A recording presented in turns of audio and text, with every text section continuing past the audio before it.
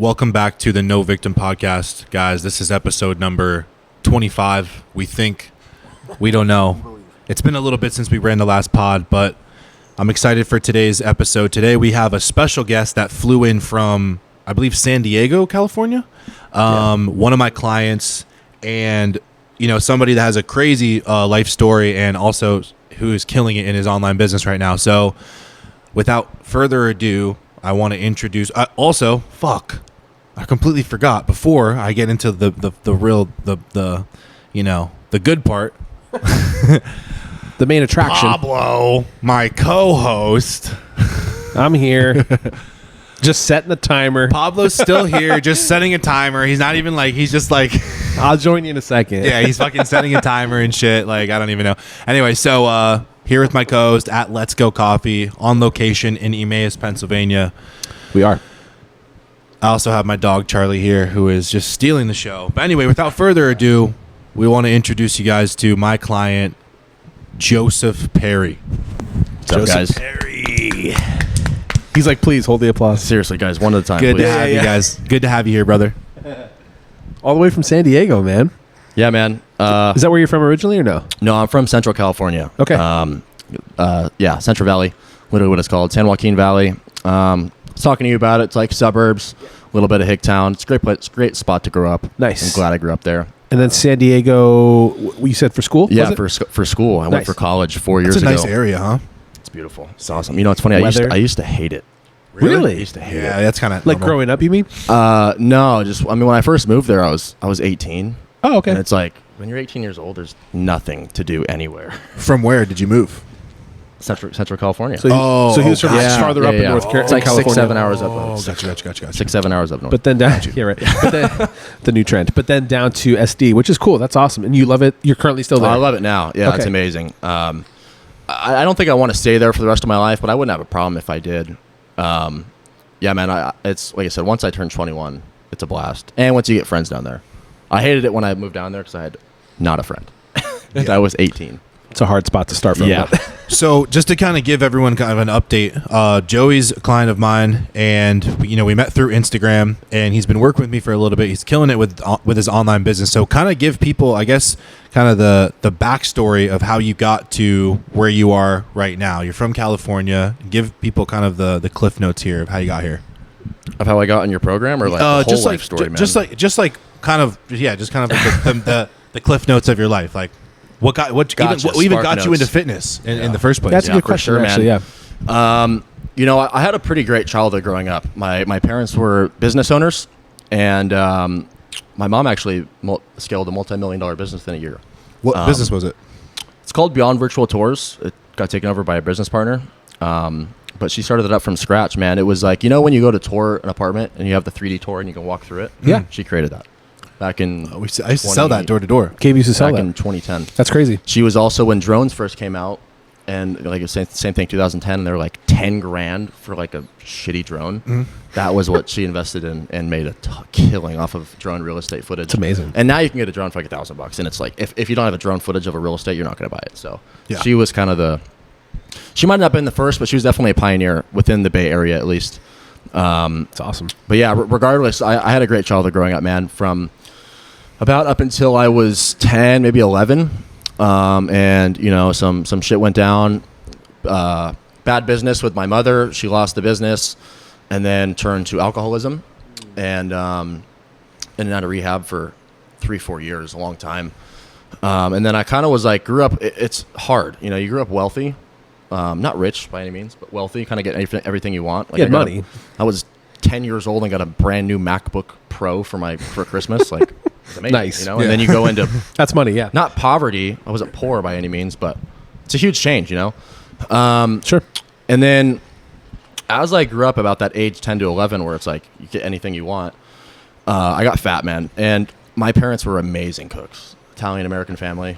I mean, recipes back from Italy. 13 or 12 was when my grandparents immigrated. Yeah. And so it was just home cooked meals every night, and like corn-fed town. So I got pretty fat, dude. And when I was in probably like 12, 13, I got bullied the most. But like when you're 12, 13 years old, you don't, I mean, some people go to the gym, but like I got picked up from school from my parents, went home and ate, and played video games all day. So makes sense. When I was 13 years old, some worse stuff happened. My mother was on the streets. My dad got arrested, and I had to live with my aunt for a year. And this is when it all started. When I lived with my aunt, she's a huge health nut because she's allergic to a lot of things. So it was like no soy, no dairy, and I just naturally ate whatever she ate. And I lost a ton of weight. Like, I looked really good. And this was at the end of my 8th grade year. And then when high school started, I moved back in with my parents and got fat again, not super fat. But then it was like, now it was when I get done with school, after high school, I go to the gym and then come back home. And then because I was fat, I developed an eating disorder, got super malnourished, like bad. And then really dove into bodybuilding. It was like, how do you stay super skinny while also being jacked as F, bro? And then, I took off from there, went to college, continued doing bodybuilding. And it's kind of where I'm at now. Wow. Simple, super simple. So I'm curious, like, awesome. Because you said that you were kind of well off as a kid, and then because you had such a comfortable life, you were just like overweight, and because you were just eating and you weren't doing any sports or anything like that. So when was the transition to fitness? Because I know you like won a bodybuilding show and all that shit. Yeah. So like I said, when I was living with my aunt, I didn't really know any better. It was just, I got healthy or really skinny I was doing sports, but just eating whatever she was eating. And then it got to a point where I got overweight again, and then was eating one meal a day because anyone, suffering through body image is like, yeah, bro, just don't eat. You'll get skinny. And then I did that. Yeah. You can only do that for so long. And then it was like, it was literally just like, okay, how do you eat to build muscle but also not get fat?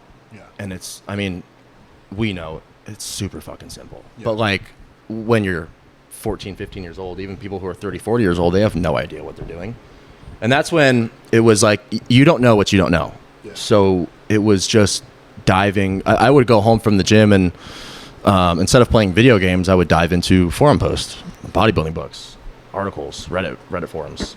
Just like, and most of the stuff you see is gear usage, but then you find an actual golden piece. It's like really knowledgeable stuff. Because a lot of the stuff, I preach this all the time, a lot of the stuff that's out there on the internet, there's some amazing pieces out there, including stuff that me and you put out for our stuff that we do. But there's a lot of bullshit out there. Like, it's some stuff that you're like, wow, that sounds amazing. And then you try it and you're like, that fucking sucked. Why would anyone tell you to do that? Yeah. And so it's like, I always preach, man, like anything you want to know, building a physique, gear usage, building a business, you can find online. It's there for you. It's literally all accessible right there. Right. But it's going to take you a decade to, one, learn everything, but most importantly, trial and error it. Right. Yeah. 100%. It's like, it took me like, dude, if I got a coach when I was 14, when I first started going to the gym in high school, I would be, I'd be an IFBB I say that all the time. Yeah. I would literally be like possibly a natural IFBB pro. Yeah. And it's like, it's just a matter of time. Really. Yeah. I mean, it's like, people don't understand time is money. Yeah. You can easily get your dream physique if you go spend 10 years trying. Yeah. And I have no doubt you'll get there, but it's like, okay, you want your dream physique now or in 10 years? And I think that's the thing I was going to say about information is that it used to be that we didn't have as much access to it. Like we'll say like maybe even like a decade ago or even like less than that. But the information is so accessible that now really the key is like being able to decipher through. And that's really the people that, and I found that are actually monetizing the best are the ones that can decipher through that information and also clearly articulate it back to an audience of people, right? So that they can understand it. And that's literally how I've built a whole career on the best example is anyone who's been to college knows there's that one professor who's like, most of the time they have a doctor, they have a PhD, and they're like fucking geniuses. Like they've invented things that are just out of this world. And they go in classroom and they have this thick accent and they're terrible at teaching it. And it's like, they're the smartest mofo in the world, but they can't teach it. 100%. They're the worst teachers ever. Yeah, and I think being able to articulate what you've learned is actually, and right, I've found from my experience is I've learned a lot through teaching. Like I've learned a lot about myself and like in the most practical sense, like the way like my brain connects the dots, it happens much, much easier when I'm explaining it back to someone and teaching them that thing. And it's really allowed me to become a better teacher. And I think this is one of the things with someone who I really look up to is Alex Hormozy. And one thing that a lot of people don't realize is that I think like if you kind of read between the lines of like his meta, right? Like his kind of like his approach is like the more he teaches about business, the smarter he becomes, the more authority he builds, and then the more a bigger audience he builds, and then it becomes essentially like a flywheel. And it's one of the best ways to you're seeing now with education is even, I mean, for example, one of my favorite ones is, I'm sure you know the book The Purpose Driven Life.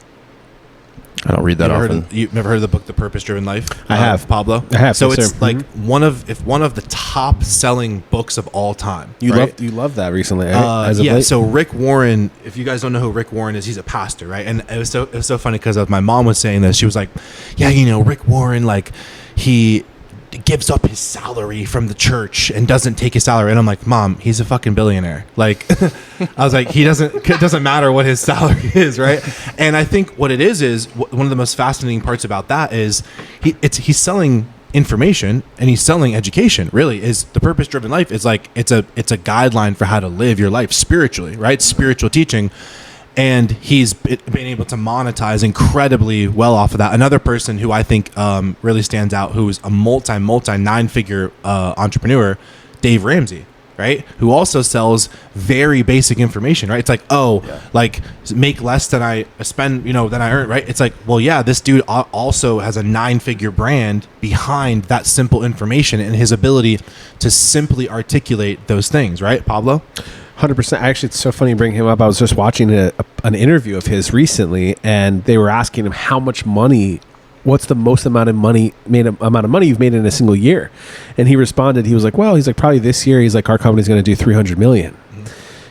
And I was just talking to you about this actually prior to Gabe getting here. I was like, it's not even really about the actual amount of money. Like I'm not saying it's a small deal, like congratulations, it's huge, but it's like the value compacted and then the way that it's delivered. I honestly believe that. Like I'm starting, kind of like you were saying too, you don't even know, most people actually don't even know the value that they have until they start to give it away. Yeah. It's crazy. 100%. Because then like I started even doing that like with me, like so I don't, for context with me, I've filmed like hundreds, probably like close to 500 weddings, and I've done like editing for years of my life, it feels like. And so I started now I'm starting to have a team of guys that are photo video. I'm sitting down with them. This is how I edit. This is what I do. And I'm doing stuff like simple stuff in my head is like not a big deal. And they're like, wait a minute. Do that. What? It's like mind blowing to them. And they're like little things in my mind, but a big deal to them because they never did it before.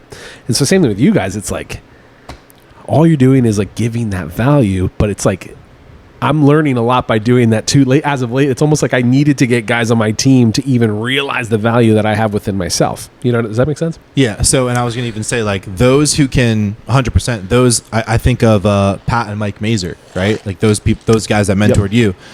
Those individuals that can explain things to us in a way that we understand it the most have the most impact on us. Yeah. So what initially got you into like wanting to compete in bodybuilding though? Because like obviously people work out and then like they're overweight and then they want to get in shape, but like what made you want to like compete in bodybuilding? Dude, it's the same reason I got into business. It was kind of a thing where it's just like, fuck it. Like I have an amazing physique, not to gas myself up, but I'm like, dude, I've been doing bodybuilding for 3-4 years. Yeah. Why am I not bodybuilding?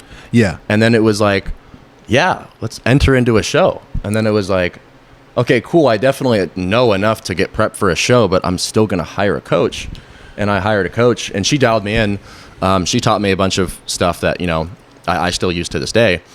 And then, but I talked to you about this. She specialized more in pros, IFBB pros, guys who run gear, stuff like that. So going into it naturally, my peak and my prep was a little off.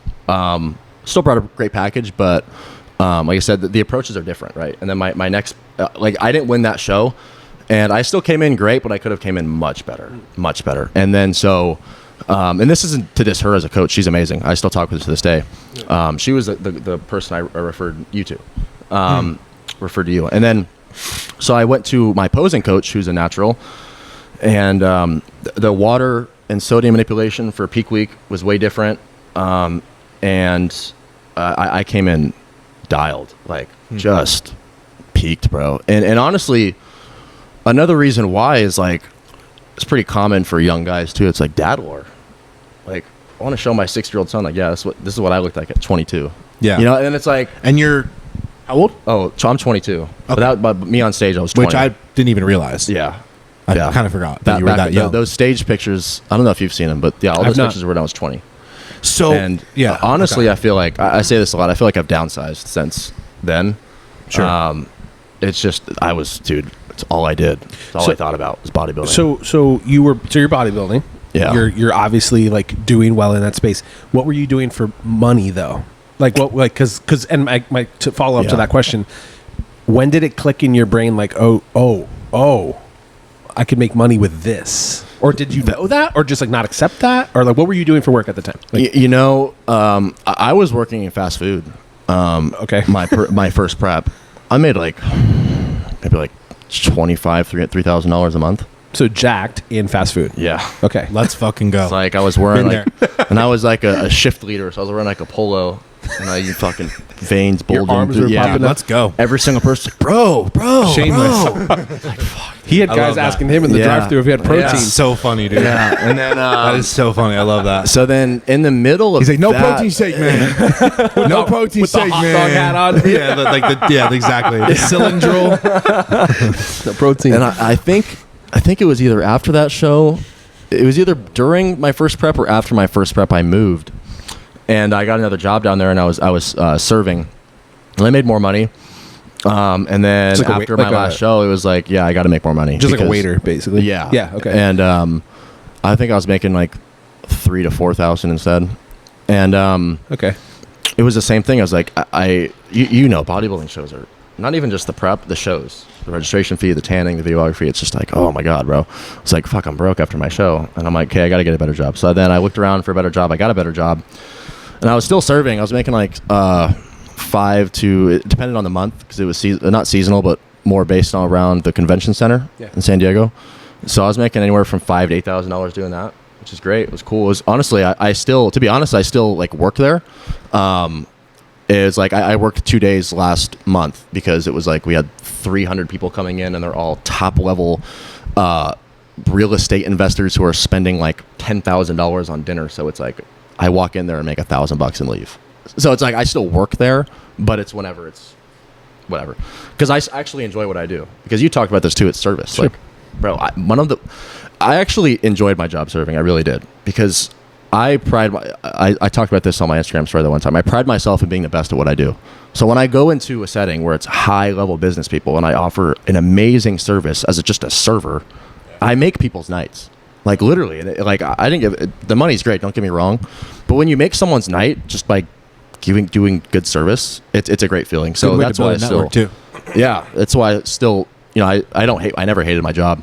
I actually But relate. when- I relate to that a lot. Yeah. Makes sense. Good. Sorry. But what made me go into the personal training was just the fact that I needed more money. Yeah. Right? It's like Yeah.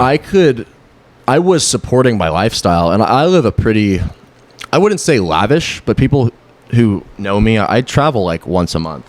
I go on gambling trips. I'll spend $1,500 in a weekend on blow it on gambling. I don't lose though. Knock on wood.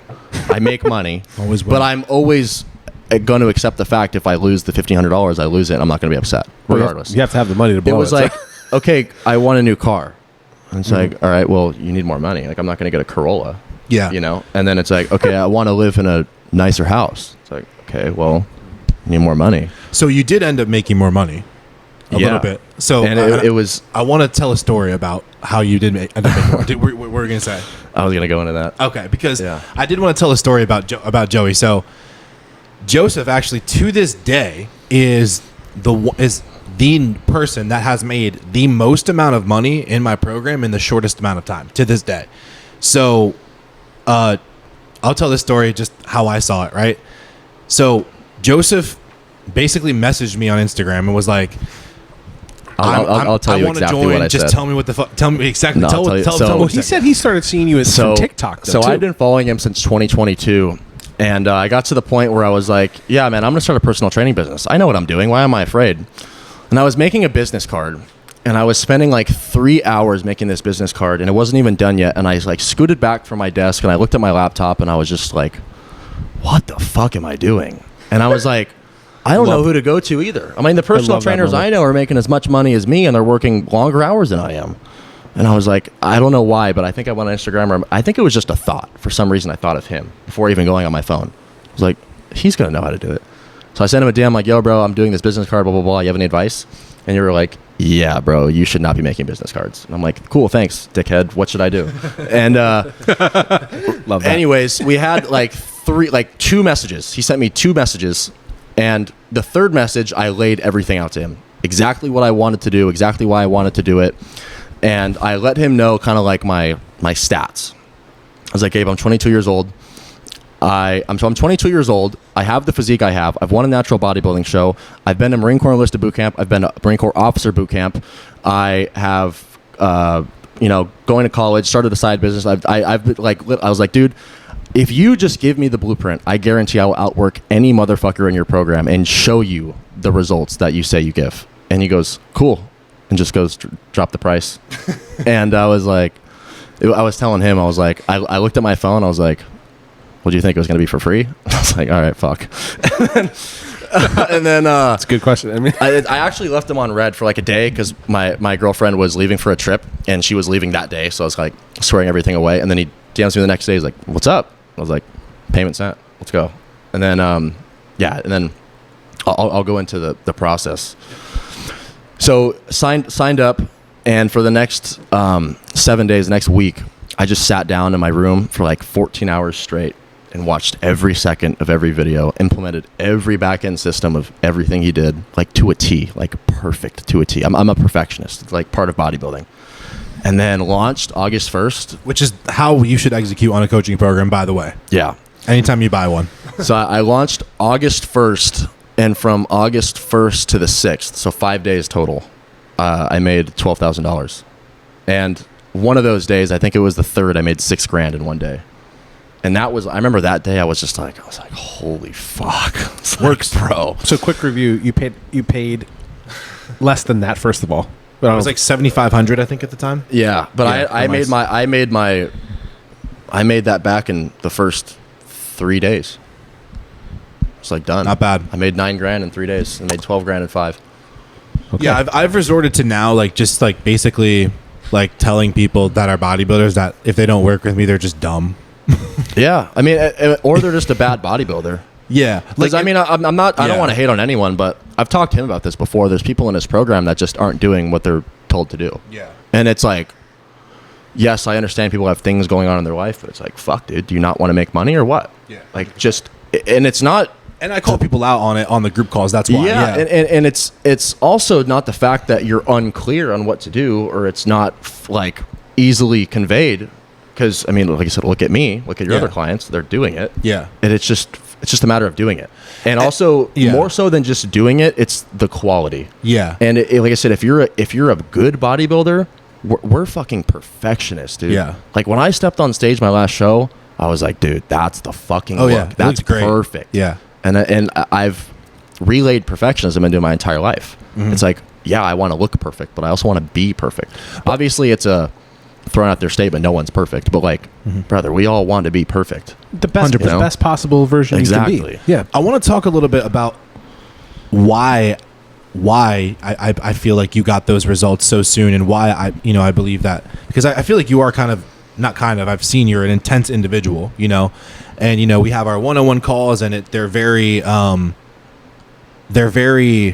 it's like we're unraveling a lot about your business and about yourself. I feel like on our one-on-one calls, and I've learned a lot about you, and we've learned a lot about like what works for you in your business. And one thing that I liked when I remember we were on a group call and you talked about this, you were like, hey, I just want to say, like, look, and you also made a post about this in the school community where you were like, hey, like, look, I just want to like explain my situation here and like how I made this money and like what I did. I went all in on the modules. I fucking shut everything else out. I went all in. I sent the DMs. I got people on the calls and I closed the deals. And I think that's what it is it is that inner drive. That's the deciding, that's the differentiator. But I want to talk about like, and again, I do want to go into detail about like your entire story here, but like, and I'm sure this ties into it, but what made you like that? Like, why do you have that level of drive with your business and your bodybuilding and your overall life? Like, why are you like that? That's honestly a tough question. I think it is, I want to say it's a God-given gift and a talent, but for me, it stems from, how bad do you want it? It's simple, and especially, it's one thing to put in hours and days of work into something and trying to see if it will work, but it's a whole separate story when you're just told what to do. Yeah. You told me what to do and I just did it, And it's like, it's the reassurance of like, yeah, I just know what to do. Now it's just executing. And the executing part, people like, I made a post about this today, a little like traffic driving reel. It was like, how do you stay so disciplined? And I was like, oh, my girl's a 10, bro. It's like, yeah, it's like no comfortableness around here, bro. It's like, I made a whole YouTube video on this too, actually, about high value men and what they are. Right. And we live in a day and age where it's a lot of red pill content, and there's some, good stuff out there, but a lot of it is like, women are terrible, this and that. Yeah. When you're a high value man, you attract high value women, and those women are loyal. They support you. They're down to earth. They will never cheat on you. They will literally give you money if you ask them and not leave you. Right. And it's just, it's not about how much money you make. Your value in a person is the value. And that's how hard you work, how much you care. Yeah. And those are all driving factors in someone's ambition. Right. And I talked about how having a great physique embodies these all the traits that signify you're a high value man, right? And it's working hard, right? Even if you have a shitty job and make lousy money, you can see that this person works hard because they're jacked, right? It's just in different places, right? You can see that someone is disciplined because of the way they look, right? And so it doesn't matter about how much money you make, it's about who you are as a man. And I've always strived to be the best man possible because, I mean, I talk about this too, like, do you guys want to date ugly women? No one wants to date ugly women. And do you think, like, it's more so than, like I said, it's more so than just having a physique. Like, not to shit on you, Pablo. I'm sure you have a high value woman. You're a high value man. You're not jacked and shredded though, and it's because you exemplify high value qualities with simply your work. Sure. And who you are as a person. So me working 14 hours a day is just me working. And if you think your woman wants to be with a guy who lays on the fucking couch all day and doesn't make shit happen, you're going to fall into the red pill content while you're sitting on the couch and think women are pieces of shit, but it's just you who's the piece of shit, right? You're the one who's lousy. You're the one who doesn't attract high value women, and you're the one who's just going to do nothing all your life. And so anytime, I struggle with this all the time. I'm sitting at my desk for 6 hours straight, and I'm like, oh, I got to take a break, bro. And then the power of visualization, right? And not even visualization, because you can see it now, bro. I open up my Instagram story, or open up Instagram, this guy's Lambo's on my page. I'm like, fuck you, dude. All right, got to get back to work, right? And it's like, don't you want to give your girlfriend or your wife or your children the best possible lives ever? Like, it's like, you want those things, and you can sit there and scrolling and like, damn, sick, bro. Damn, sick, bro. Nice physique, bro. Or you can just go and do it. Yeah, and that's and I saw that with myself too, and like it was never about like the thing as much as it was the capability to get it. And I think that's I would have this conversation a lot with, like, I remember I had a buddy and we were talking about how, we wanted to be successful in the industry. This was early on in fitness coaching, and he was like, just naming all these people, and he's like, oh, like, this dude has daddy's money, this person has this, and I said, let's just say hypothetically, like, they do. Like, how the fuck does that help us at all? Like, we're fucked. We don't have that. So, like, we have to build this business, right? So, like, and that was in the beginning of, like, my fitness coaching journey. And I used to always think of that. It's like, at the end of the day, I never cared about the things as much as I cared about the character traits and the skills that were required to get it, right? And then like when you have it, then you can make the decision if you want it or not. But I didn't like to live my life in denial about the fact that, well, I didn't even want to entertain the conversation because it's like, does it matter if I want it or not? No, because I can't get it either way. So that's what irked me, is like and that's what it is, bro, is like, and I've realized with a lot of high level people like bodybuilders, entrepreneurs, nothing fucking makes them buy than FOMO and ego. Because at the end of the day, like a business owner, just like myself, a bodybuilder, we've already established these character traits within ourselves that make us high level individuals. You think a couple extra, even $10,000 a month is really going to make us fucking jump out of bed? No. Do you really think like even like numerically or like quantitative goals are going to make us like jump out of bed? Sure. But really what it is like one's feeling of pushing themselves to the fullest potential. That's what it is every single bodybuilder I know that wants to make money. It's not like a lot of guys, I have guys that come into my program that are already making fucking 6 figures a year. And they're just like, no, I'm making 6 figures here. But even if I was just making 6 figures in fitness coaching, I would feel like I was pushing way more to my potential than I am here, or whatever, vice versa. And I don't know, I think that's the biggest thing is nobody, and I want you to talk about this too, because I know we kind of like discussed briefly. I know a little bit about your story, and honestly, I learned a lot about you just from, which is why, again, I wish you did this earlier, but again, it's too late now, but the My Story Instagram highlight, right? Yeah. Is I learned a lot. I'm like, holy fuck, this dude has been through some shit. And the reason why I brought that up is because every single person that I know, right, that is really like high level, that is like killing it in all aspects, it's not that you need to go through the craziest fucking shit, like the craziest shit has to happen in your life, right? It's that there needs to be such a severe gap between where you are and really like the fullest potential of who you want to be. So like I always talk about standards, right?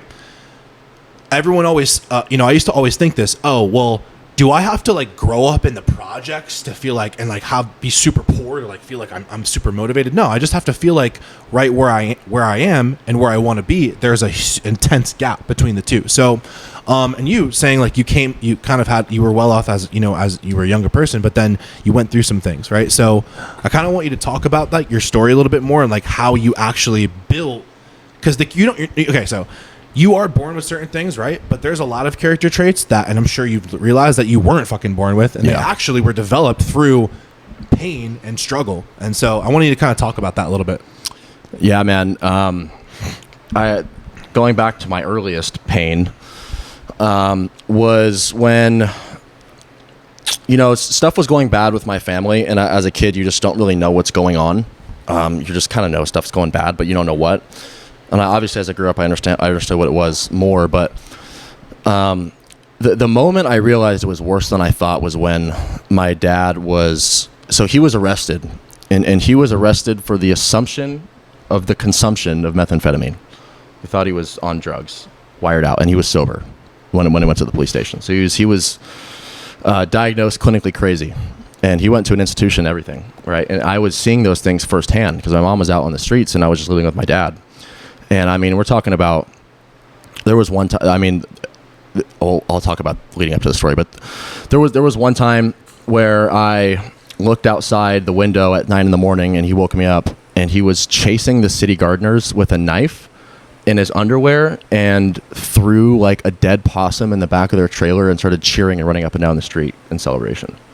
And I was like, okay, cool. I went back to bed. And then another instance was when, yeah, and actually, yeah. And then so these things were happening and it was kind of just like, I was living, just like, whatever, like, whatever. And then at one point I remember, it's funny too, being a fat ass is so funny.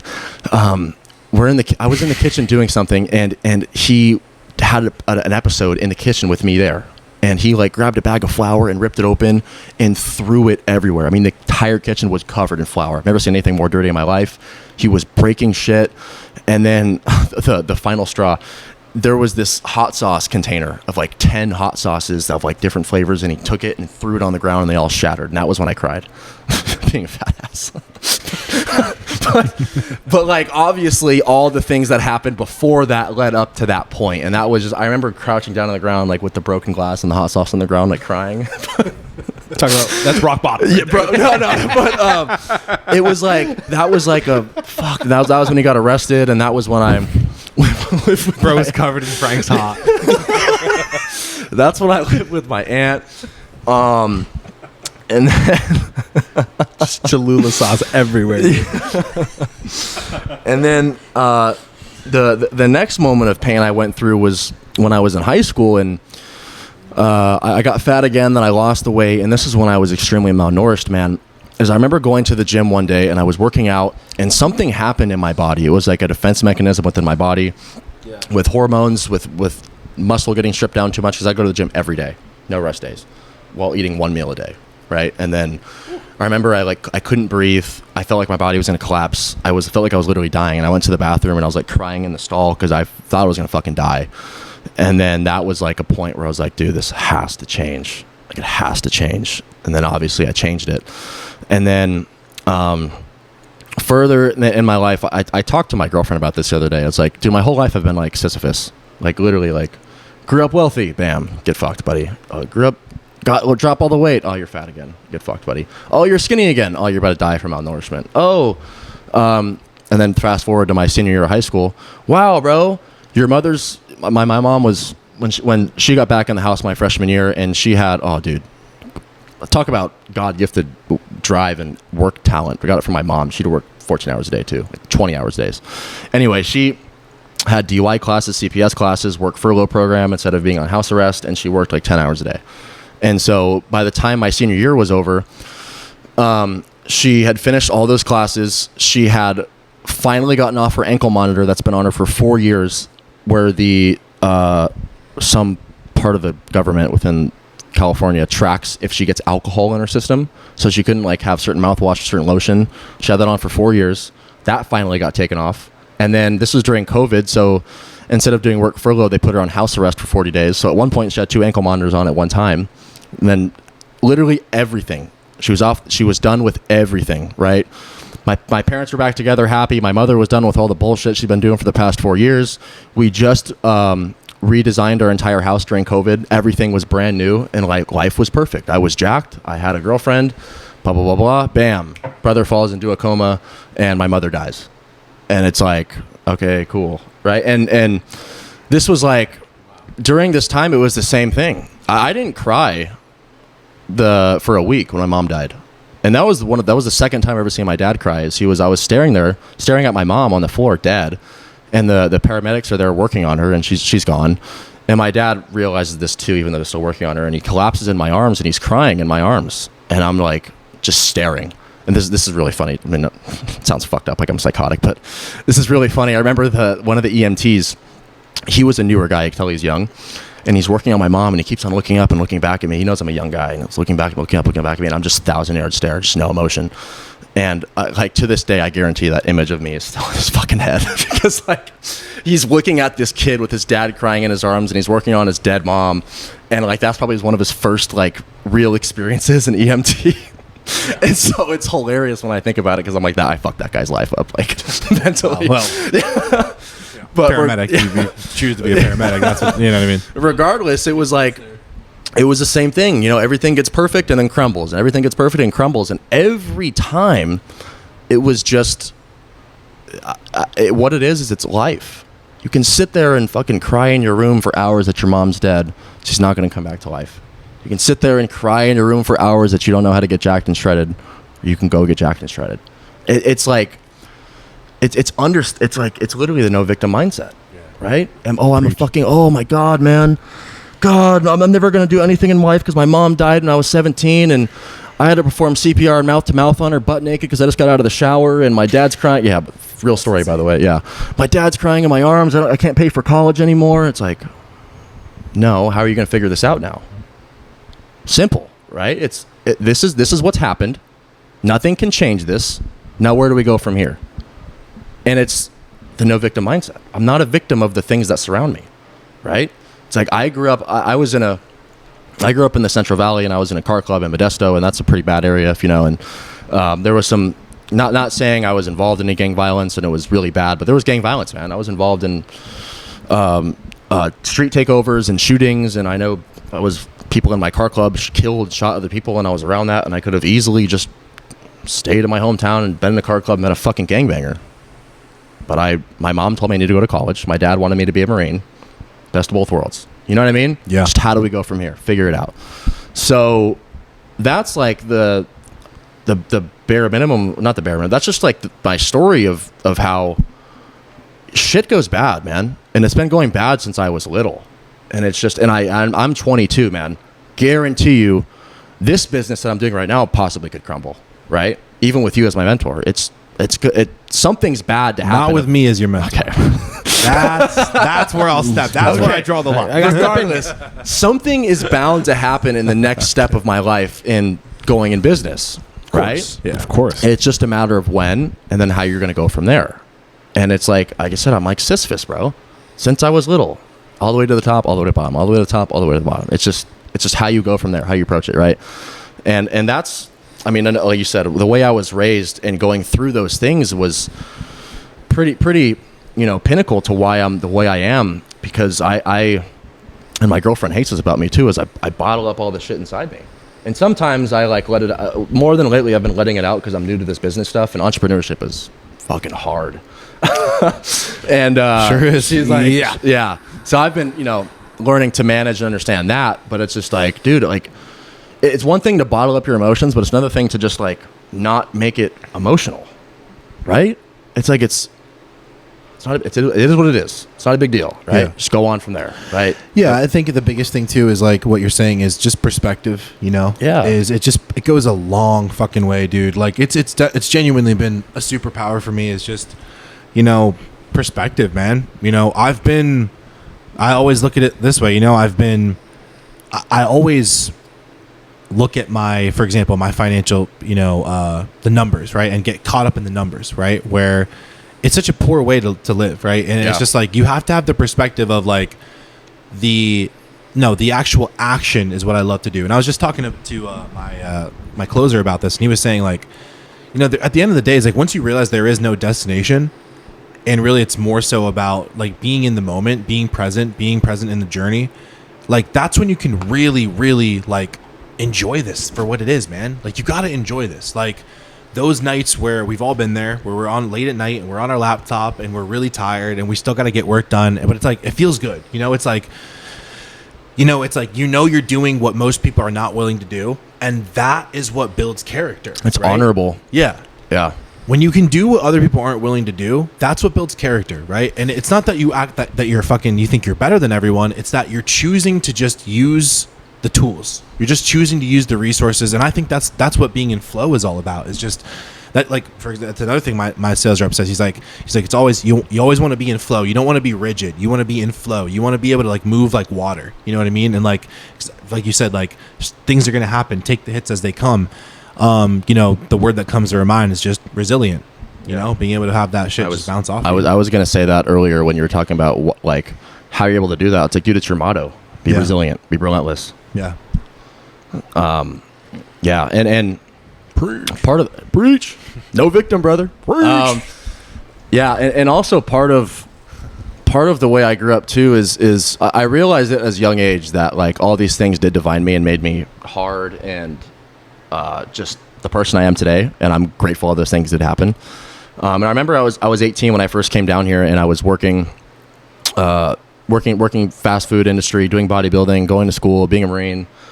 And I remember I made a reel about this too. It was like I would purposely make things in my life harder for myself, like on purpose.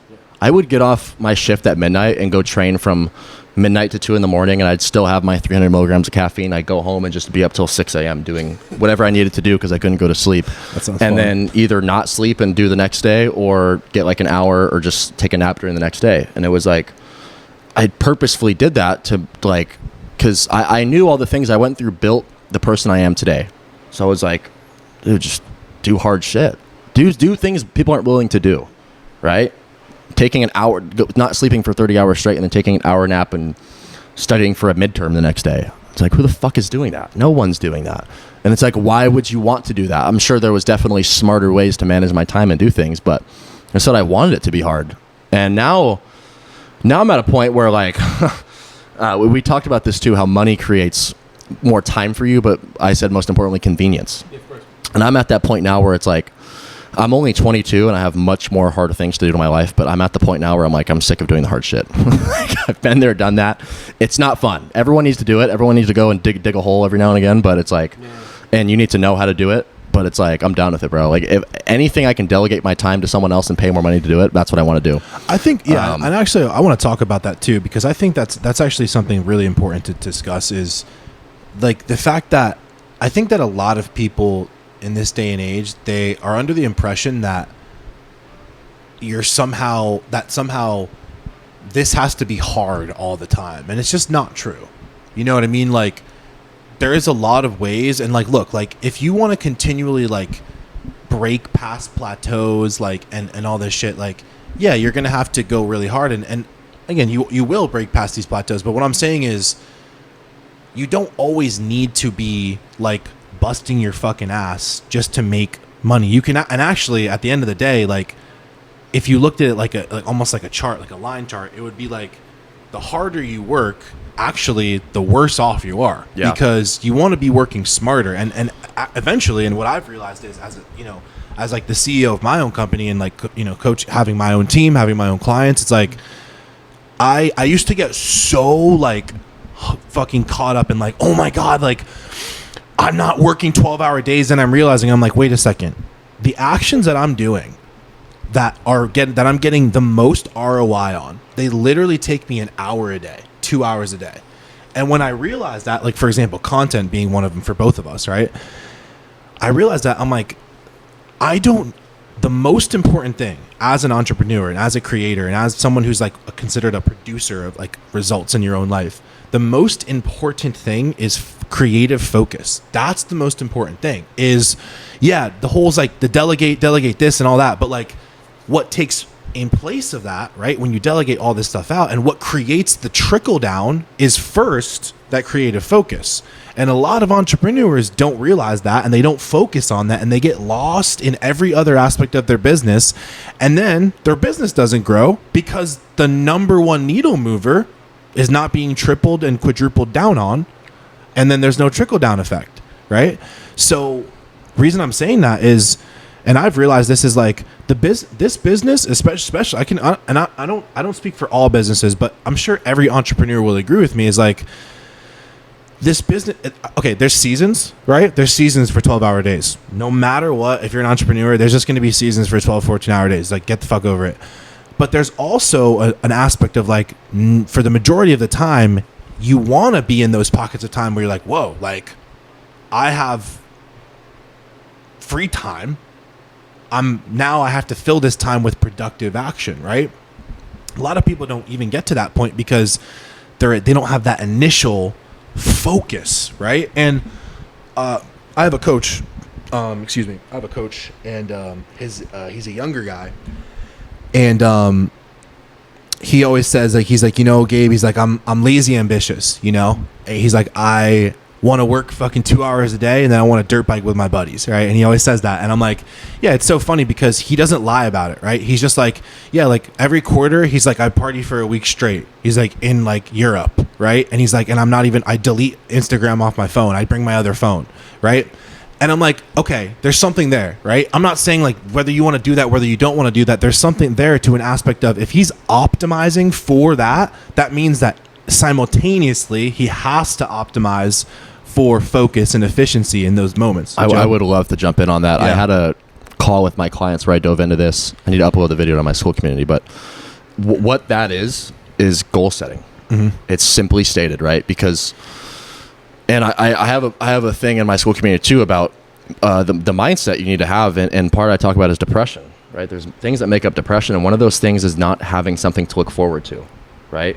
So if you're sitting at your desk working for 14 hours a day and you have no money, you're getting no results, and you feel like what you're doing is not working, and you have nothing else to look forward to, you're going to fucking crumble, like, fast, right?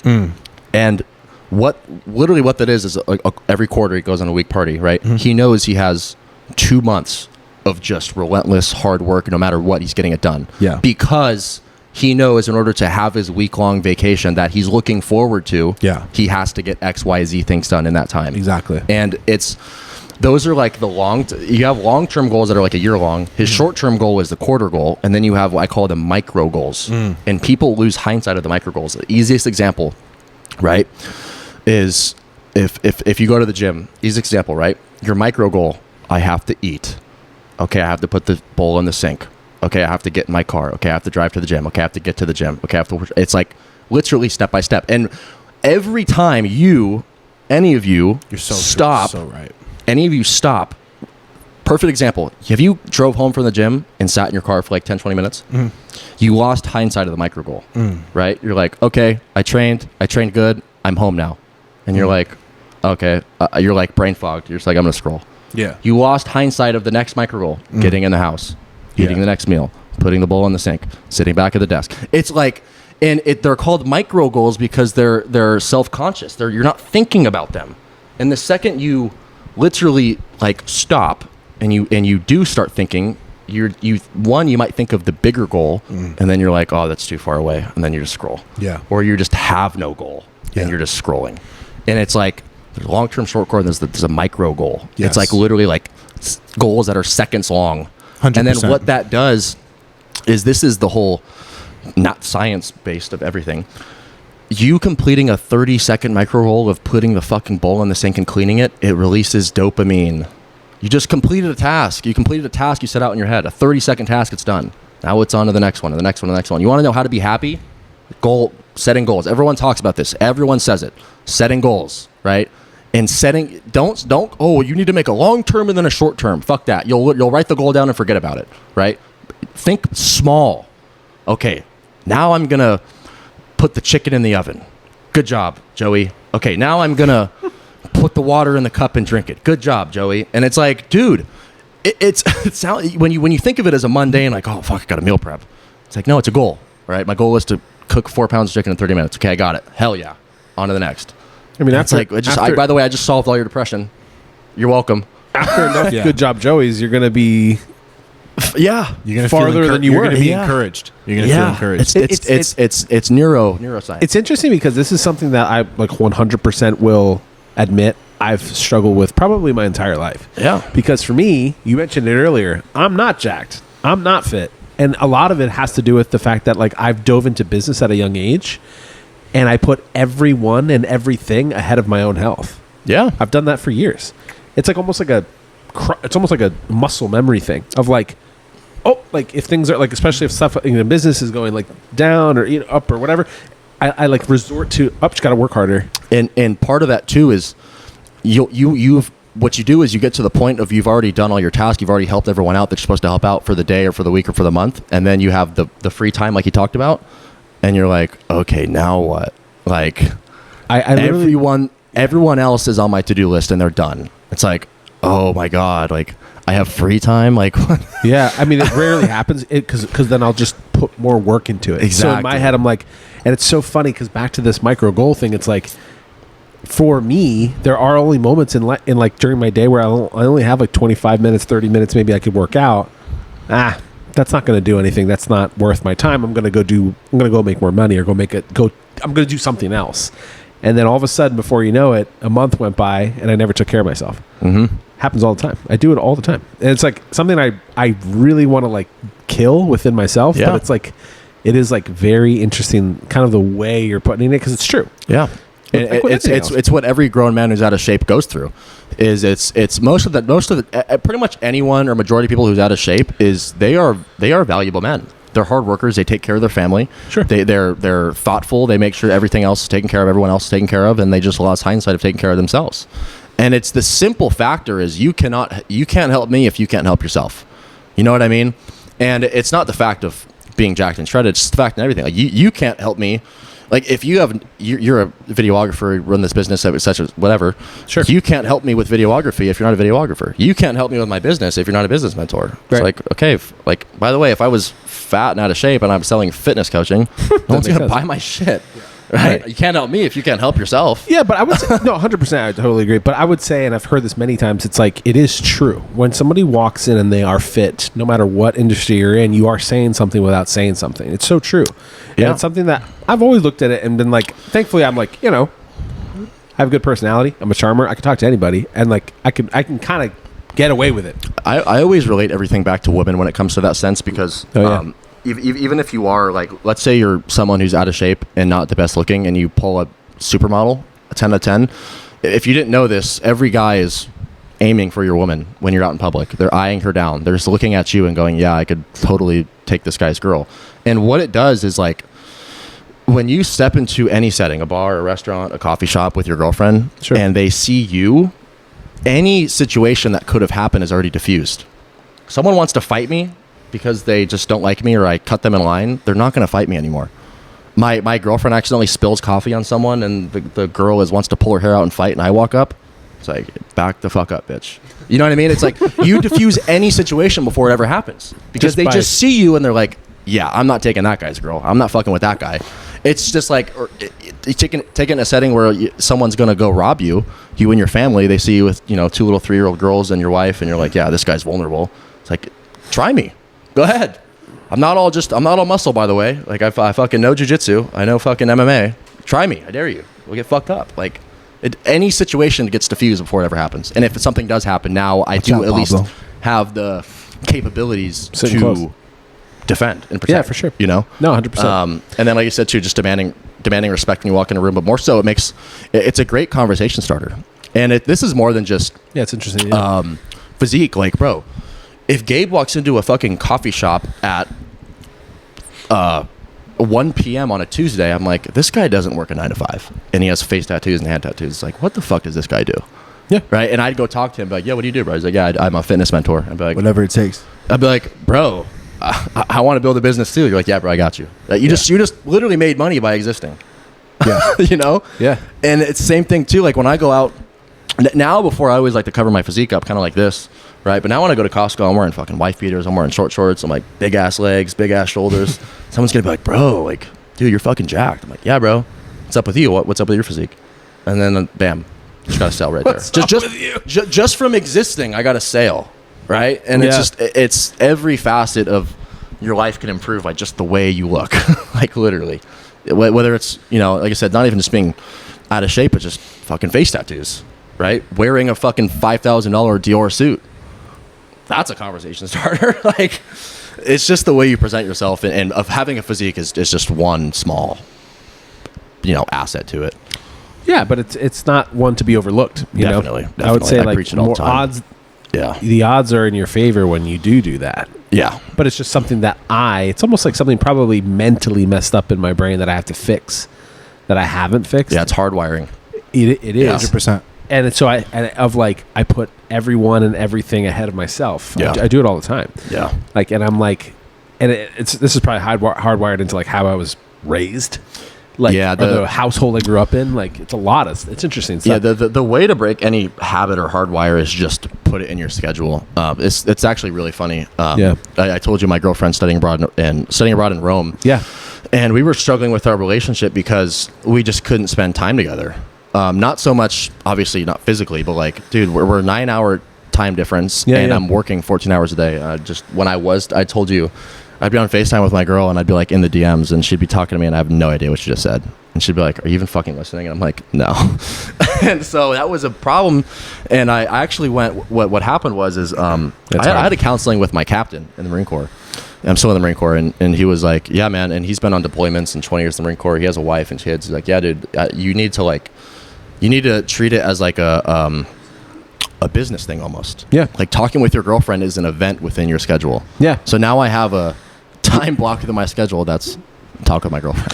And it's like leaving the business side, leaving the training side, leaving the diet side, and I'm literally just talking to my girlfriend. And then it's like, if anything you want to do, if you just have a calendar and have a schedule, you could just throw it in there, and you're just bound to do it. Time management is something huge that I found that a lot of business owners, entrepreneurs that are successful have not, I want to say mastered, but they have like dialed that in because It's the most important part. because and it's something that I think back to the whole thing, like my natural bend is to, like, the minute I have free time, whatever like that even means, I will like work more. I will get like back end tasks done. Like it's never ending.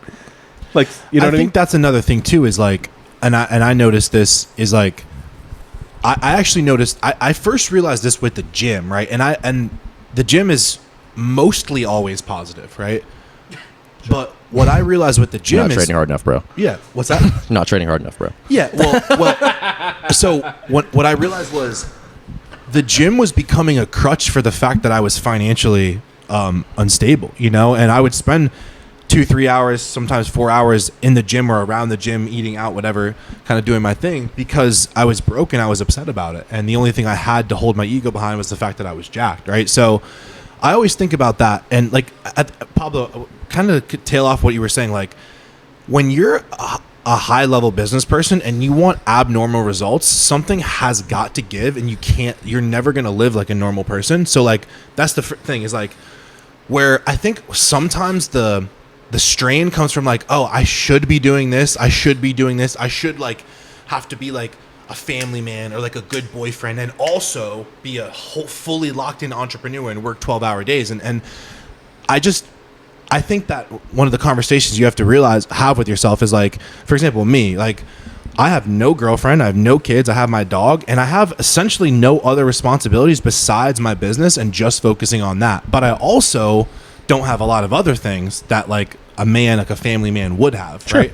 So like when you're saying like, oh, well, you know, I sometimes I'm too busy focusing on other people. It's like we do these things that are like automatic because by default we're like, okay, well, I need to fill this time with something, right? But a lot of what you realize is like, it's actually creating space for yourself and be able to step back and not feel like you always have to do something. Like, for example, sure. I was talking to Zach about this the other day. I go, you know, because he's one with his girl. He's like, you know, I had to like kind of separate time in the morning to spend time with my girlfriend because I was just in my DMs all day and fucking setting and doing content. And I said, yeah, I get, bro, I like at the end of the day, I'm like, this business is not supposed to take up 12-14 hours of your day every single day for a year. You're supposed to create a scenario where you're getting massive ROI out of these tasks in your business where you're not having to work every single fucking day. Like I said, there's seasons, right? But an intelligent entrepreneur creates a scenario where they are completely separated and can just focus on those creative endeavors. So like, yeah, you should be able to feel like, oh, I want to spend time with my family. I want to give back to all my stuff, all those things. And actually, I believe that is actually what opens up the conversation of how can I make $1 million a month and also still spend, you know, 4, 5, 6 hours a day just with my family, just fucking around, literally doing puzzles and going to the fucking, you know, farmer's fair or whatever I want to do. Whatever, yeah. And I always think about that too, because, for example, you know, I love to travel. I love to work in my fucking truck. Like, you know, I love to go to different Airbnbs. I also love to go out with my friends, especially when I'm in Miami. And I'm like, I don't hide that. I'm very open about the fact that I do that. But I think there's also a conversation where it's like, I've created a system where I have a team that essentially runs my business for me when I'm away outside of the content. And I only entertained that. I only entertained this business. The whole entire reason that you even started the business was because you were after the good life. So when people say, well, you can't have your cake and eat it too. Well, I disagree. That's entrepreneurship in a whole, where I'm not like you. I can have my cake and eat it too. I can make way, way, way more fucking money than you and also have a better relationships, a better physique, a better time. You don't understand what I'm saying? Sure. Just because I choose to. You get what I'm saying? So I think that's entrepreneurship by nature. So to answer your question, to kind of go off of what you were saying and back to what you were saying, Joey, is like, I think it's a really good thing when you're like, something's not right about this. I'm just working and not actually getting, because again, your life can't just be about business. All of those things that you're saying, right? Like spending time with your family and giving back to other people, to a certain extent, that's really good. You know what I'm saying? It's beautiful, actually. Yeah. And actually, and back to I don't remember how many points ago it was, but you made a point earlier where you said like you loved your waitering job and just doing that with excellence, right? And like being around people, helping them. Like, so to be honest with you, like some guys might look at me crazy, but like I'll probably, no joke, be making like $250,000 a month one day, and I'll probably still be pulling shots in here every once in a while because I like to. Yeah. I like, it's like different, you know, like there's, you know how like there's different parts of your brain, like it's almost like maybe I'm crazy, but like every once in a while I actually love just cleaning a dish and putting it away. Yeah. Because it's different than like holding a camera and filming and like miking somebody up and editing and checking in on my editing team. Like I love what I do. I really do. But every once in a while, bro, I'm in here just pulling shots because like I just like to like do something different. I like to be in community. Actually, as of late, this is actually something that's very interesting. It's a little different with my business specifically is like you guys, your business is very like obviously like online heavy because you're talking to people wherever they are. My business is starting to become a little bit more local where like I'm like I just became part of the chamber, like local chamber. I'm like talking with high level business people in my area. Like I'm getting to know the regulars in here and all this stuff. And so it's a little more like community and customer facing, like close local facing. But it's interesting. No matter how big it gets, I think I'm going to still every once in a while just love coming in and like helping people face to face. Like, you know, I don't know how to explain that. I think I just like to kind of his point and your point. I enjoy. You enjoy giving. I do, man. It's a. I tell you what, man. It's one of the greatest purposes in life. You're ever looking for a purpose in life? You're wondering what's your purpose in life? It's giving and service to others. It's huge, man. Yeah, generosity. It's. We're blessed to be in a position where we can help others for a living. So it's all we do all day long. But you know, you guys who are working jobs that don't really give service to others, like if you're working construction or if you're doing something where you're not talking with people or serving for people, right? You can do charity work. You can go to a homeless shelter.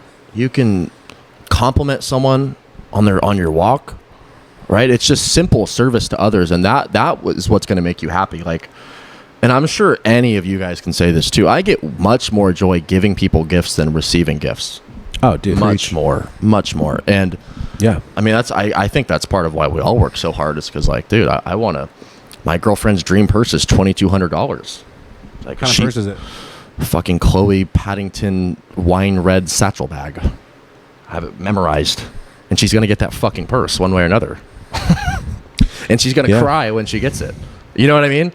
I could afford it right now and give it to her, but you know, I'm spending a month in Rome with her, so that's her birthday present. With my lead gen tactics, you could have fucking afford 5 of them. Yeah, I'll get a couple of them. Yeah, no, more calls, couple deals closed, and more calls booked. Couple more calls on the calendar for this. No, there's a huge difference. Gabe and I have talked about this. You and I talked about this before, like before he got here as well. It's like there is a huge difference of like, and life does change when it goes from like, and this is something that like I'm still in the process of attaining, to be honest with you. There's things in life that like I look at and I'm like, there's a huge difference between being like, I can't afford it, to then the answer being yes or no. Yeah. Because you can, you know, and I'm still on that journey myself. I guess to some point we all are, you know. 100%. There's always something. But I know for me, I had times in life where I had like a lot more money than I do right now. And like I was doing better than maybe I'm doing right this second. And it's like, it is interesting, those like macro things that you're talking about, those little wins every day. Yeah. I do focus on the Super Bowl, rather, so to speak, rather than the preseason game. Or like, you know, and I do focus on like the end goal, the bigger one. And when when it feels so far out of reach, you don't do anything. Yeah, because I mean, honestly, if your long-term goals don't feel out of reach, they're just not big enough. Right. And Entirely. It's just like literally when I think about my goals, I'm like, yeah, that ain't going to fucking happen. But it's like, okay, wait, I have this set up to do that. And then that's going to lead up into that. And then like, we're going to get there. Right. But it's like, I can't even think about that. Sure. And I mean, that goes off of your playbook, the pain gap playbook, where it's like, dude, bro, where you're at now and where you want to be is fucking impossible. However, I'm your solution. Right. But like, yeah, I mean, within ourselves too, it's just like, we're all doing shit that is literally impossible or seems impossible. And then it's just, doing the things that add up to get there. Like you said, the Super Bowl analogy is great, and every team wants to go to the Super Bowl. It seems impossible, but if you just show up to practice, watch film, well, if you're in football, right? Simple things that lead up into getting to the Super Bowl, it's attainable, but you cannot think about the Super Bowl. And that goes into what you're saying too, about living in the present, right? It's just, dude, I was struggling with this the most actually this past week. I've been so up in my head, dude, just because I'm a guy. It's funny, I'm actually pretty extroverted, but doing what we do, you get you learn to be introverted. I just sit in my room all day long on my laptop, and I'm just in my head all day long. And negative thoughts are bound to happen, bro. Oh my gosh. And it's just. You're lying to yourself if you ever say that. Man. Like, you don't do that. Yeah, man. So you got to think of it at a micro level, literally. Fucking neuroscience, that shit. I was gonna quit yesterday, dude. Yeah, and I think that's the biggest thing. Is like I always use that to separate myself from other people. Where it's like, if it was just about money, then I would have given up a long time ago. You know what I mean? It's really just about taking what most people would see as like a struggle, and like being the one that doesn't let that hold me back, right? So like I always think like at the end of the day, like I look at it as more like if it was like a movie or a story. It's like it was like this dude, like, you know, it was like against all odds, but like for example, like the sword and the stone, where like everyone tries to pull the sword out of the stone, but then one guy finally does it. And I always look at it like that, where it's like everyone always thinks it's about all of these things, but it's really about a few of these things. And it's like, no, like, wait, you do that? I'm like, yeah. Like 100? I'm like, yeah. They're like, what? Right? And then you're just like, okay. And like what would normally set people off and throw them off, you're like, yeah, I know that throws people off, and that's what invigorates me, is because I'm still here, bitch. Like that's what makes me feel stronger. You know what I'm saying?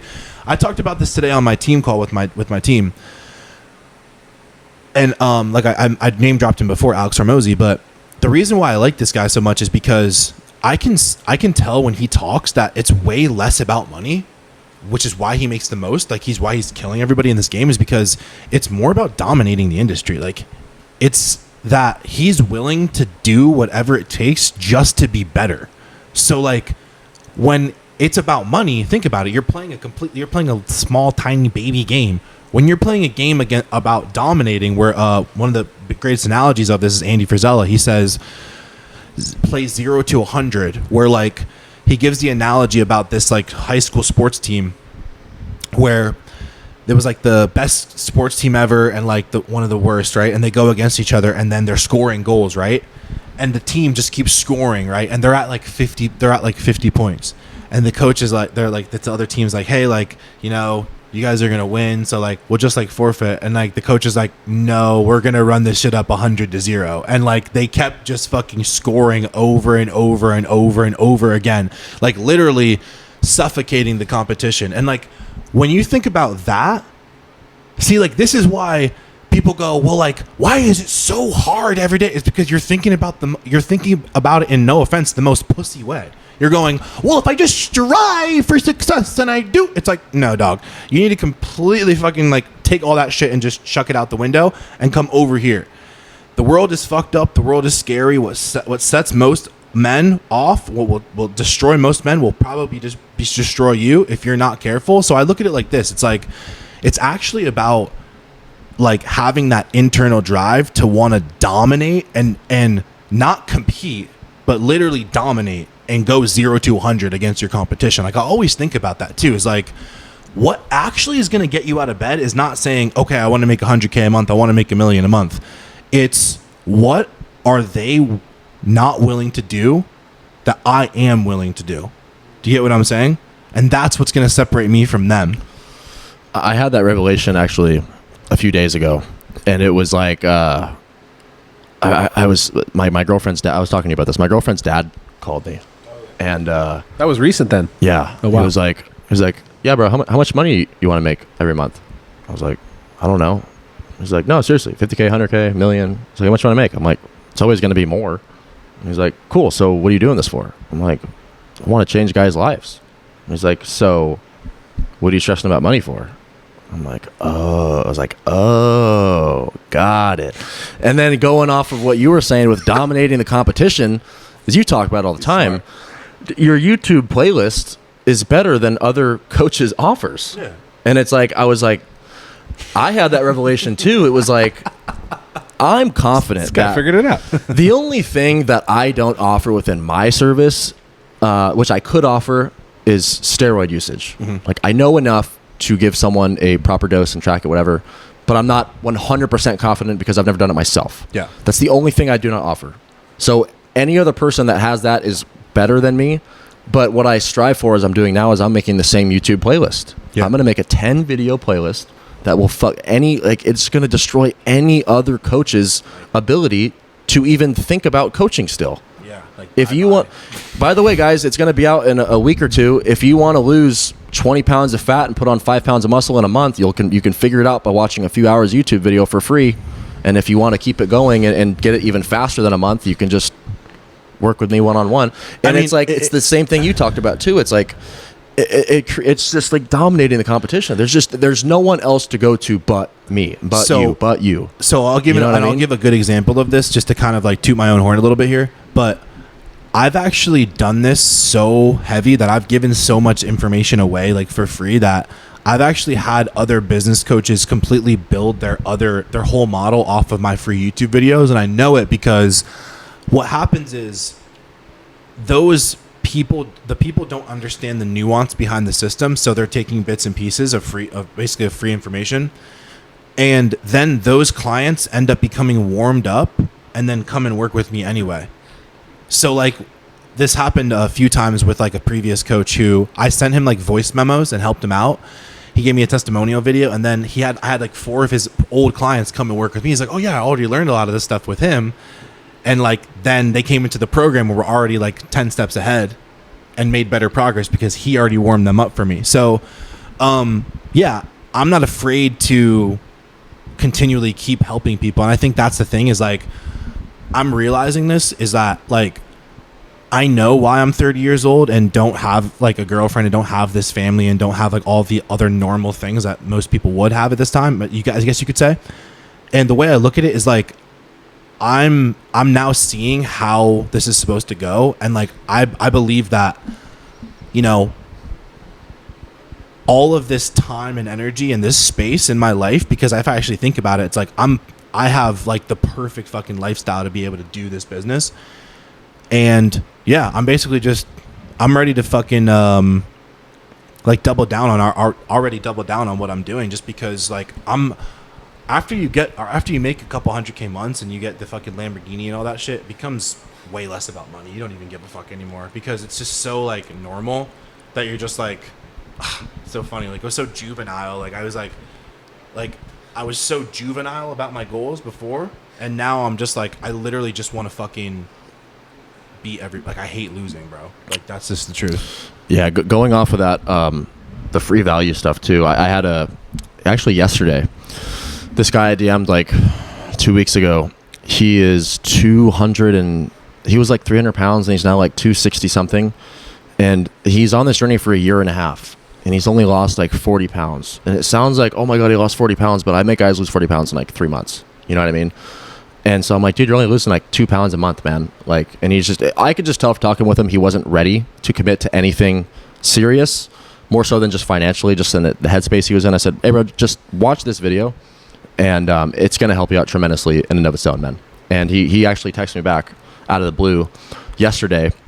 And he was like, honestly, brother, like I really appreciate you sending me that. I'd lost 8 pounds since watching it. And I sent it to him 9 days ago. Yeah. And this guy was losing 2 pounds a month.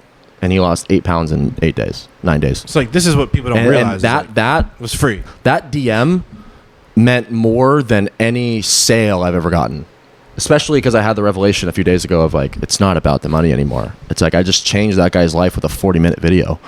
I made the impossible happen for this guy for free. It's like that. He's gonna remember me for, I mean, maybe not forever, but he's gonna remember me. Yeah. Like I have an impact on this guy's life, and I've never even had a conversation with him besides texting him. Yeah.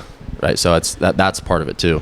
There is something interesting about that where you become the expert by the value that you put out there, which seemingly feels like, okay, this is free. Why would I waste my time doing that? But when you become the expert in your space, who do you think they're going to come to? Yeah. Because we've talked about that before, even with content. It's like we were filming so much content, putting a bunch of content out, and he's like, Pablo, if they see my stupid face on their phone for long enough, what do you think happens when they get to the signing table to buy? They already bought it because you're the expert, right? Yep. If you talk about something for long enough.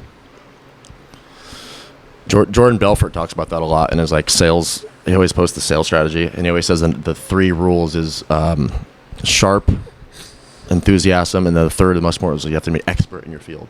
Yeah. It's like you're going to go to the guy who just graduated med school, or you're going to go to the doctor who's been doing surgeries for 20 years. It's like you have to be the expert, right? And that's and you can't be an expert in your field without showing what you do.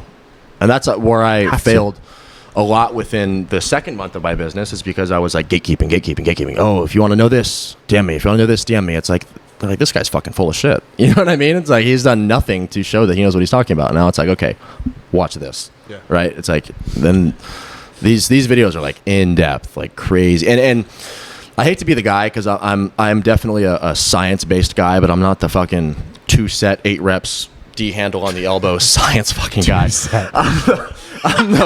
I'm the bodybuilding science guy, right? And anyone who hates science-based lifting and they preach insulin sensitivity, fuck you. You're a science-based guy. You know what I mean?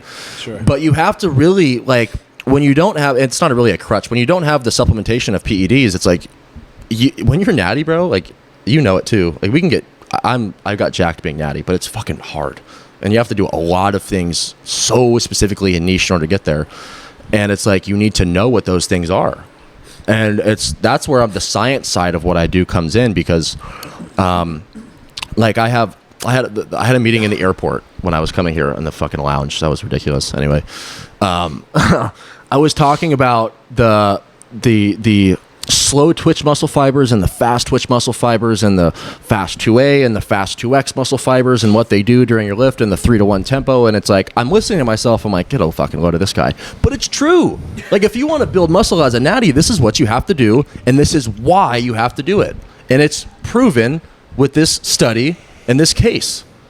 And also with me, right? Like, I didn't go in the gym and did 12 reps of bench press for 4 sets and had 15 seconds time under tension and did 3 minutes rest period in between sets. It's like, no, it's like I had my watch, I had the timer, everything was perfect down to the second. Every rep was a 3-set negative perfect. Every set was a 1 second positive perfect. My last set I call the CrossFit set, because you're using your slow twitch muscle fibers, which relies on oxygen within your system, not actual energy. So when you do a CrossFit set and you're doing as many reps as possible, you're breathing in out of your mouth as fast as possible. You get more oxygen in your bloodstream, which makes your slow twitch muscle fibers work longer and gets more oxygen in your blood to recover the muscles faster and lift for longer, because you're in the gym for 45 minutes to an hour. Guys, one of the things I know, by the way. And it's like, you can say all the science get a load of this fucking guy. Okay, I'm bigger than you and I'm natural and half your age. So you can say it's science, you can say it's bullshit, but the fucking results don't lie, dude. And it's not bullshit, it's science, okay? And like I said, I'm not the dickhead who's doing 2 sets of 8 with the D-bar handle on my elbow. That's stupid, okay? It's bodybuilding science, guys. Who is this? Clip that. There's a method to the madness, is all I'm trying to say, all right? Do you want to say something? I want to ask, just because, like, we're at over an hour, which is good. Asking is fine. Do the thing. I just want to ask, we reach a point where, actually, this is kind of what I want to ask, actually. It's like 2-part. The first part is, at some point in here, like we had talked about before, there was probably your lowest point. I'd love to hear kind of what that general point is and what that brings to, how that brings you to where you're going. Because you obviously are here right now. You're 22 years old, jacked, you know what you know, you're helping people along the way, you're making more money than you ever have. This is great. Life's seemingly great. Yeah. But obviously there was a low point to get you to where you are now. And then I'm curious as to where you're, like, hopefully you can sum it up with where you're headed. Because it is interesting, like, sometimes, and last thing I'll say real fast is, I struggle with this myself too, where I feel like we're so future focused and we're like running. We like, it's almost hard to see like where you've come from, Yeah. you know? And then sometimes in that pursuit, it's almost easy to lose sight of where you're actually even going. Yeah. And so I'd like to hear kind of from the lowest point to kind of now to like where you're headed, kind of take us through that. Cause I'd like to kind of like, it's always nice to hear kind of where where the trajectory is actually leading you. Does that make sense? Yeah. So, you guys heard my life story and all the bads and even the goods too. Sure. And this is, I said this too before we started. This is a story I've never told anyone before. Sure. And it was rock bottom for me. And it was when my mother died. She had died February 8th, 2021. And like I said, I didn't cry for a week until she passed. It was just whatever, right? And Valentine's Day rolls around. And I went to a small getaway Valentine's Day trip with my ex-girlfriend. Girlfriend at the time, ex-girlfriend now. And, some stuff happened between us. Neither bad or good on both sides. Just something happened. And we were leaving on Valentine's Day, and we were driving back home, like a 2 to 3 hour drive. And before we left, she had texted her ex on Valentine's Day. And I remember, and he rejected her. And I was in the car driving home for 2 to 3 hours with her in the car with me, sobbing that she got rejected from another guy while being with me. And I remember I was stone-faced the whole time too. Just like, what are you going to do? But I remember I got home, and I think my dad was either smoking in the garage or he was out somewhere. And I came home, and I went to this is just like already terrible, suffering for this for 2 hours. And I was like, all I did was go to the dining room table and I sat down. And when I sat down, I looked around me and realized that no one's there. It's all gone. My mother will never see me graduate high school, graduate college, join the Marine Corps, get a car, get a house, start this business for the rest of my life. My father, who was there, but like not there physically at the time, I just didn't think about that. He just wasn't there. The dogs weren't there. One of our dogs got killed actually the day my mom died too. Funny story. Yep. Dog wasn't there. And then the only thing that I had really was my ex-girlfriend. And she didn't just leave me. She was in love with another man and then left me. And I remember sitting at that table fucking sobbing, dude. And I am someone who will never understand someone who's, one, depressed, and two, most importantly, suicidal. It never made sense to me. And this is coming from someone who had a brother who tried killing himself 3 times. Never made sense to me. And I sat at that table and I had fucking nothing. And that was the first time and only time I've ever felt like taking my own life. It was just like, there is nothing left to live for. I had nothing. And I remember going to bed that night and still, I wasn't going to kill myself, but I still felt like this is just hopeless. I have nothing left. And I woke up the next morning kind of surprised that I was still alive because I just hoped I would fucking die in my sleep magically. And it was just like another revelation of, all right, this happened, right? What are you going to do? Fucking kill yourself and just be done? Or are you going to figure out a way to make your life better, even with the circumstances that just happened? And that's a moment that I think about very, like, a lot when I feel like I'm at a personal bottom, or I feel like I'm at a low, or I feel like I don't have things in my life. I think back to that moment, because even though in that moment I had a girlfriend who was in love with another man and left me, my mother just died in my arms, and there was nothing there. I still got back from a vacation. I still had a roof over my head. I still had food on my table, and I was alive. I was breathing. And it was, I was still feeling, suicidal. And I think you can relate that to any situation you're in, is even if you don't have a roof over your head, even if you don't have food on the table, even if you're in debt with your bills, even if you had your girlfriend cheat on you, you still have something, and that something is the breath in your lungs, right? There's people who have killed themselves. There's people who have died in war for you to be living depressed right now. Your father and your mother chose not to abort you, right? All these circumstances that happen in your life, it led you up to where you are now. and you're very blessed and fortunate to be where you are. So now it's just a matter of how can you make your life better with the circumstances you're put into. And guys, that's the no victim mindset.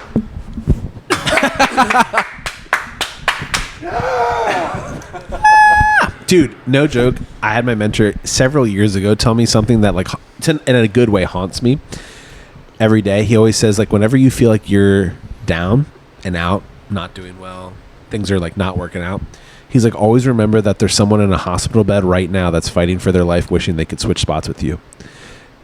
And it's true. It's happening right this second. Yep. And it's like a crazy thought to me. You know, we've talked about this too. There's like, people don't think about death enough, honestly.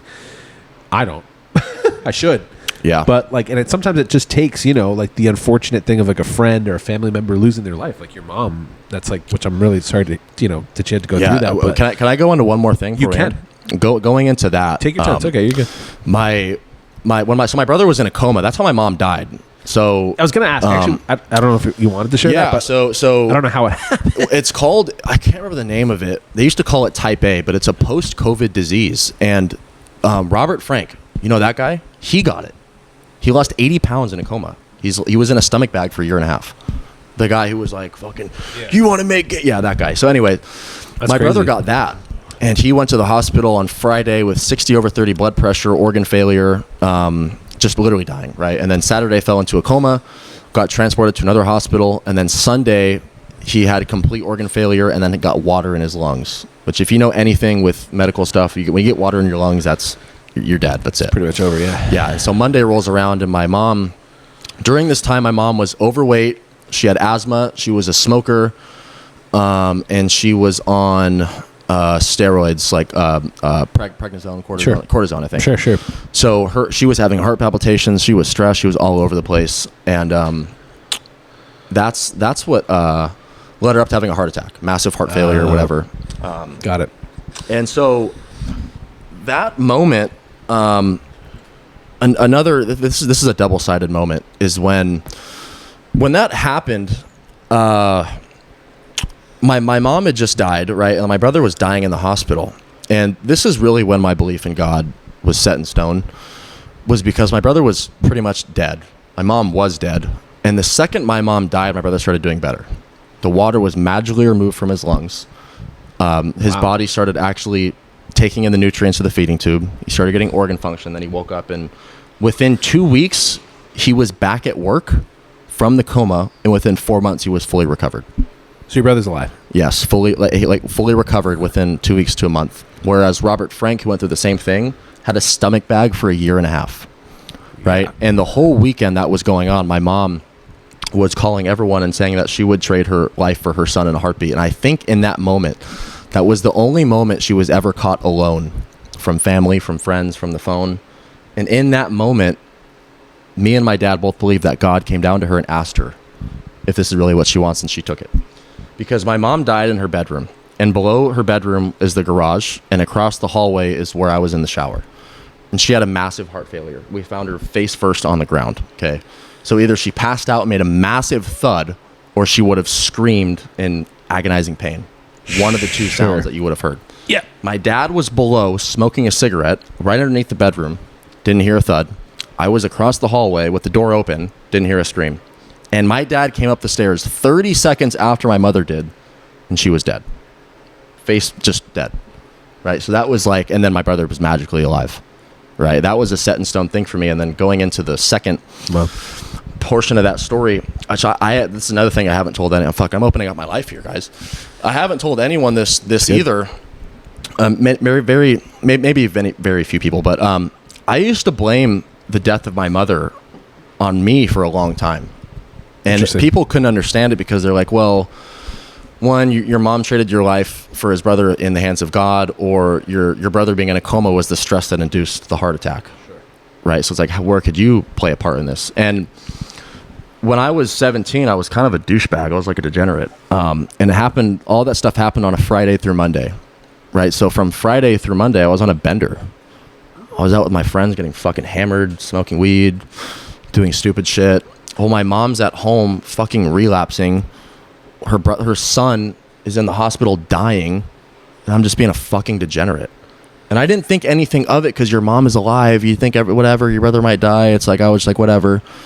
But it's like, now that she's dead, I look back on those moments. I'm like, dude, if I could, and when you think about it too, I'm not a mother, but maybe mothers watching could resonate with this. If you have two sons and one of them's dying in the hospital and the other one's out being a degenerate, not that you don't love the second son, but like both of your children are gone. You feel like you've already lost your children. Like you're literally grieving and crying and relapsing over one of your sons dying, and you don't have the other son to come support you. And so I struggled with that for years. I still think about it to this day, where like, maybe if I did this, maybe if I wasn't such a dickhead, my mom could still be breathing with me. And it was like, okay, well, it doesn't matter. It's over with. It's done. Yeah. What are you going to do? Fucking me thinking that I'm the reason my mom died isn't going to bring her back to life, right? And maybe I was the reason, right? I could be, right? Not to shit on myself. I could very well be. She could very well be alive if I did things differently, but I didn't. And the only thing I can do is accept that flaw in myself and turn to someone like God and forgiveness and acceptance in his eyes as well, and let it be in the past and make the best of your life with what we've been saying, what you've got. Yeah. I appreciate you sharing that. Gabe and I have talked about this numerous times, where like forgiveness itself is an unbelievable superpower. Not just forgiveness of others. That's usually like kind of the way it's like the annotation attached to it, I would say, is usually that way. But forgiveness of yourself. I don't do that enough. I got to work on that. I got to get better at that. If I'm being straight, like, it's just like, I don't, like, I do like love myself. Same. Like, you know, we all, dude, I think it's honestly like an ambitious, like determined man thing that we struggle with. Looking yourself in the mirror and being like, you know what, we're good. Yeah. That's a crazy thought, but that goes off on the micro goals we're talking about too. Yeah. It's like, literally, you put chicken in the oven, you should be proud of that. Yeah. Like, go look in the mirror and be like, well done. Like, the whole good job, Joey thing is funny, but it's like actually for real. Yeah. You know? And I have those moments too, where I only work 8 hours in a day instead of 12. And I make myself feel like a piece of shit for it. Yeah, sure. And it's like, yeah, stupid. I agree 100%. It's fascinating. So with all this said, where are you going? Like, you're 22, you have this business, you learn what you've learned, you know, you have your girl, I know you said you're heading to Rome, this is all cool stuff, but like, where are you like actually headed as far as like in business, in life? Like, to be honest with you, man, yeah, I don't even know. I have goals. Sure. And one of those goals is to make as much money as humanly possible within the business I'm doing now, while not losing myself and losing my value within my business. Sure. And trust in other people. And then transitioning into an app I'm building. I talked to you about that, which is now turning to help other trainers, giving themselves more efficiency in managing their business, giving them more time. And that might be a business that totally fucking flops. Like I have more doubts in that business than thoughts of success in that business. And to be honest, when I think about it and I think of all the logistics and I think of all the competition and the things that could go wrong, like I said, they outweigh the positive, but oh man, I'm so optimistic about it. I'm like, oh dude, it doesn't matter what I do. I'm going to have a business that fails. I'm only 22. So if this is the business that fails, I'm bound to succeed in the next one or the next one or the next one. So I say I don't know because I do have a plan. I do have a plan to do the next business. I do have the plan to make more money. I do have a plan to do X, Y, and Z. But those things don't work out. It's just about how you approach thereon. I'm a very go with the flow guy, and that's part of that's part of being confident too. Is that like, dude, this business I'm doing now could crumble, and the next business I'm doing could crumble simultaneously, and I could be broke, and I'd figure it out because I'm confident. I can do anything I put my mind to, and anywhere I go, I know God's leading me in that direction for a reason. And if He leads me down the path of success and what I think is right and what I'm doing in my head and what I plan to do, then that's awesome. But it could be a total 180, and I could be down and out with no idea what I'm doing, and then bam, it'll happen, and it'll all make sense. So that's a huge thing. Is whether it's God or another God or you're atheist, just belief in that someone bigger than you or something bigger than you is leading you exactly where you're supposed to be led, and you should have total faith and confidence that it's the direction that you're supposed to be going, no matter where it's going. Where can they find you, brother, if they want to tap in with you? Yeah, I'm on Instagram and TikTok on Joey Fitlinked, and Facebook, Instagram, TikTok, and YouTube, Joey Fitlinked. And yeah, pretty much on all social platforms. Instagram is where you're going to get me the best. I'm on there every day. My notifications for every other app is turned off. So Instagram DMs will get notified on my phone. Yeah, I love getting DMs from anyone, not just fucking coaching inquiries, right? Because the more things I get to hear from people who watch my stuff, the more content I can make geared towards them, the better I can serve other people to the best of my ability. Awesome. If you guys got anything out of this podcast, make sure you shoot Joey a message, have a conversation with him. And if you do want to tap in for fitness coaching, this is your guy. So with that being said, natural fitness coaching, this is your guy. That's with right. that being said, at Gabe No Victim on everything. At Pablo Farnan on everything. Episode 25. We think. We believe. Closing out. Thanks, guys. Wow.